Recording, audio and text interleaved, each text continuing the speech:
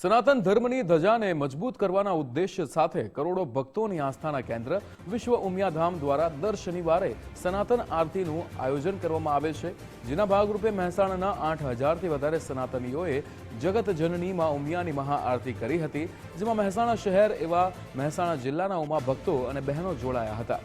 ઉલ્લેખનીય છે કે માં ઉમિયાની મહાઆરતીમાં વિશ્વ ઉમિયા ફાઉન્ડેશનના પ્રમુખ શ્રી આર.પી. પટેલ ઉપરાંત રાજ્યના કેબિનેટ મંત્રી ઋષિકેશભાઈ પટેલ પણ જોડાયા હતા।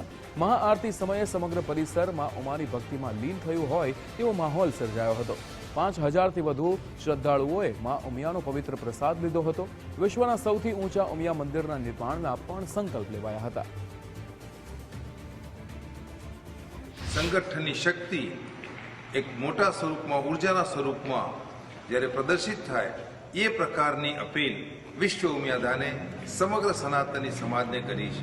आज मैंने गौरव है कि 1,000 पण वधारे दरेक जिल्लानी अंदर सोसायटीओ ने गामोनी अंदर आज दर शनिवारे सांजे 7 कलाके जगतजननी मां उमियानी आरती सोसायटीना कॉमन प्लॉट में के गामनी अंदर थई रही है।